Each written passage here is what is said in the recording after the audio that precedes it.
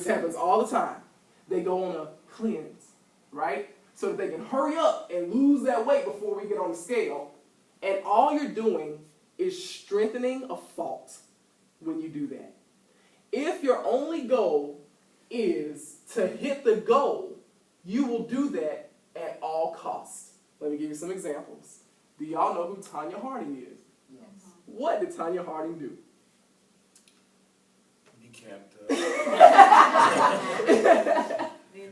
Nancy Kerrigan. Why? I was trying to think of her name. Come on. What did she want? What was the reason? What was the motive behind that? That was her problem with the gold medal. Yes. She was in the way. She wanted the gold medal at all costs. Was she concentrating on what she was becoming? She was becoming a convict, a felon. Right. She wasn't worried about that. She was worried about the gold. Marion Jones. Who was Marion Jones? Exactly. Track star. Track star. What did she do? Blood doping. Yep. Why? Trying to reach that goal. Trying to win medals. Yep. Trying to reach the goal. Was she thinking about what she was becoming? She was becoming a cheater, a swindler. Because of her teammates lost medals. Yeah. All of them. I'd have hurt Marion Jones. Right. Because they didn't cheat, she did, but she was not concerned about what she was becoming. All she wanted was the medals, and she got them until she got caught. I saw an update on Marion Jones, the queen mother of interviews. Oprah interviewed Marion Jones, and that woman's life is awful.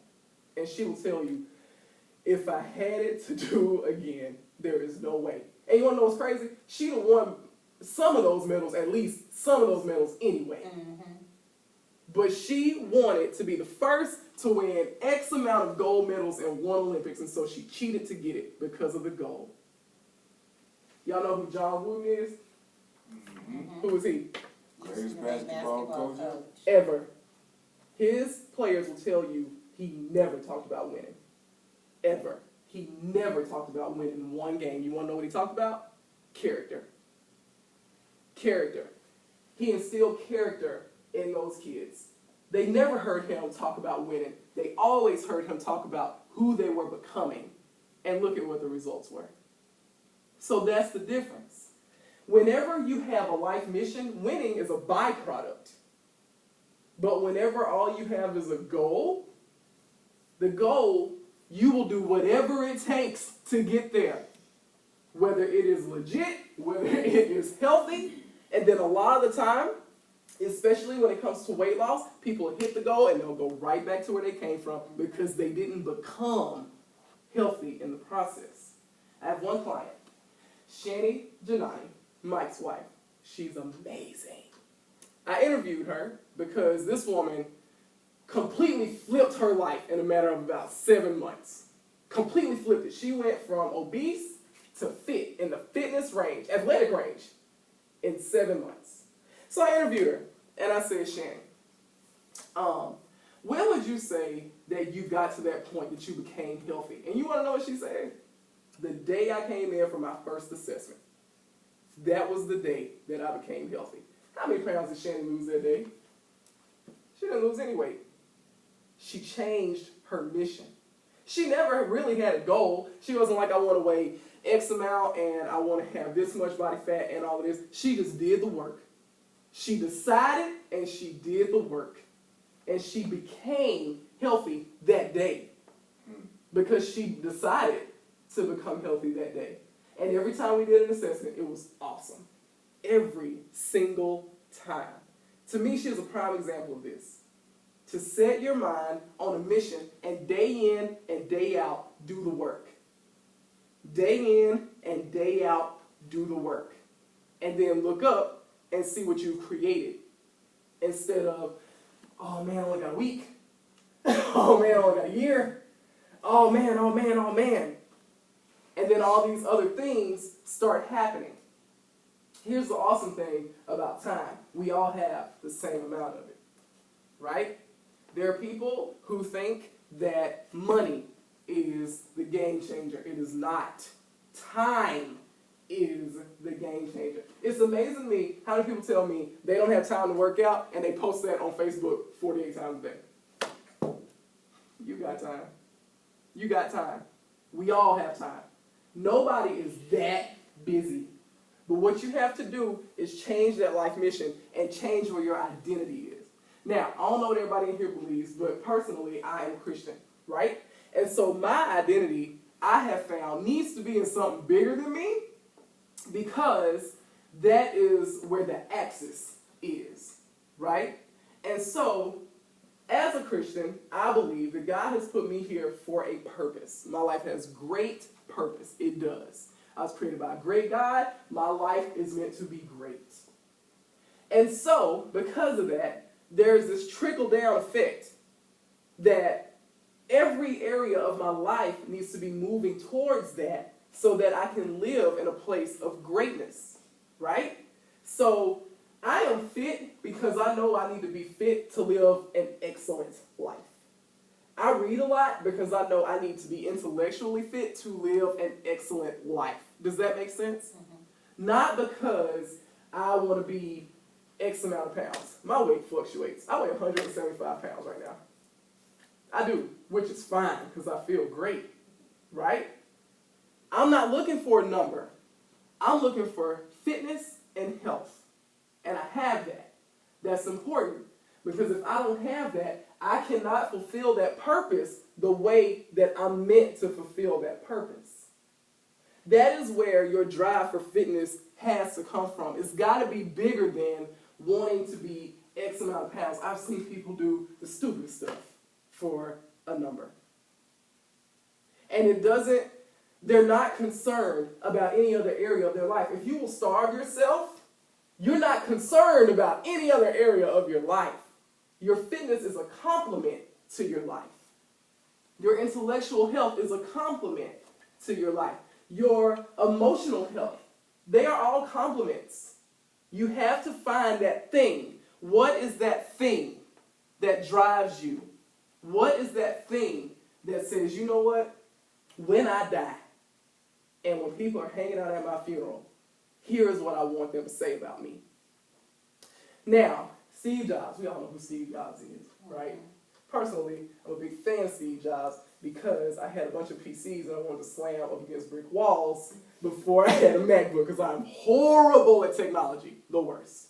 Then I got a MacBook and it was like, this is easy. I just push one button and this whole world opens up to me. This is phenomenal. I appreciate that man. When he died, I cried. I'm not even gonna lie. I was like, no. I cried when he died, when Tina Marie died, and when Michael Jackson died. I love Steve Jobs. He made my life easier. One day I watched a documentary on Steve Jobs. These people interviewed about 12 people. Not one of them had one good thing to say about that man. They said he used people. They said that, one guy said this, and I'll never forget it. Because I went, ooh, that hurt my feelings, and I'm not even Steve Jobs. He said, with Steve, you were in one of three places. You were either being seduced, you were being used, or you were being scourged.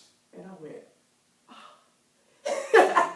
Basically, Steve would recruit you, he would seduce you, he would use you, get what he needed, and then get rid of you. He had all the money in the world. His family will never be able to spend all that money. He had all the notoriety. People line up the day before his stuff comes out to be sure that they're the first. They spend money they don't have for a new edition of something that came out last week. He had a huge impact, and nobody could stand to be around him. His goal was to do just what he did. But I doubt that was his life mission, to die and have people glad you're dead. Goals cannot be the end all. They cannot be the end all. What you have to do is find that thing, find that purpose, create that mission for your life, and then every day get a little bit closer, and a little bit closer, and a little bit closer. We live in a society that says, hey, this person was an overnight success. No, nobody was. But we are told that, and we see that, and so we lose the value in today and doing the small things each and every day. We lose that value because that's not what is fed to us. That is not ever what we hear about. Go and ask Kobe Bryant how many shots he would take before practice. Like 1,000? 1,000. 1,000 shots before practice. Y'all know how long it takes to take 1,000 shots. That's crazy. That is insane, but he did it. And now look at him. We're all going to know his name for years and years to come. That's pretty much it. And I am sure that I forgot something in these notes. But that is the point that I wanted to get across to you. The authors of this book, let me tell you how successful they have been. They don't have a business plan. They sat down with some guys, and the guys said, "What's your business plan?" And they said, "We don't have one." And so these guys were like, "Well, why are you trying to meet with me?" They said, "Our business plan is to love people and to show them their value." Now, I know for a fact that these guys are legit. Ask me how. Because at the bottom of that book, on every page, they have their Twitter handles, right? And I got on Twitter when I finished that book, and I tweeted them, "Just finished, #burn your goals. One of the best books I've ever read, total paradigm shift." And they tweeted me right back. "At Coach JC28, how so?" I was like, okay. And so I told them, and Jamie, one of the authors, said, "When can we get on the phone? I want to hear more about this." Wow. I was like, what? In 48 hours, Jamie and I were on the phone. We talked for an hour. He wanted to know who I was and what I was doing to serve and love people. And he gave me advice that other people would have charged an astronomical amount for. I know this because I read another book. And I found the guy, the author, on Facebook. And he friended me on Facebook, which was really cool. I started to do a little bit of research on him. And he doesn't have conversations on the phone unless you pay. And so when I had this conversation with Jamie, he meant that. I just want to love on you, and I just want to see what you're doing, and I just want to help you. How can I help you? He didn't make one penny off of me. Not one. And then he said, "If you ever have any questions, send them to me. I'll be happy to answer them for you." They value people. This is their life's mission. They make $5,000 to $15,000 per workshop. So they're doing something right. If the goal really is anything other than to love yourself and to love people, then you need to flip it. And you got time to. But if you were meant to be the only one who mattered here, you'd be the only one here. We are all here. We are all a family. No matter how much we fight, no matter how much we bicker, in America, y'all, it is crazy. I don't know why, like, I have this thing about reading the comments on Facebook. I know I'll be mad by the time I get off of them, but I cannot help but to read them. And it is amazing what people fight about. It blows my mind what people fight about. And it always turns into one of three things, right? Size, race, or Obama. Obama. It's amazing. It really is. But that's not what we're here for. That is not why we're here. We are here to come together. When we come together, there is synergy there. It is synchronized energy. Even if we are completely different, when we come together, beautiful things can happen. If you make your mission in life about other people, not so that you can get something in return, but so that you can help people, then great things happen. So that's what that is about. Forget about goals. Forget about goals. It's weird. You've heard it your entire life. Your entire life. But I can tell you, and I've done this with one of my clients, it's incredible, the shift in her brain that has taken place.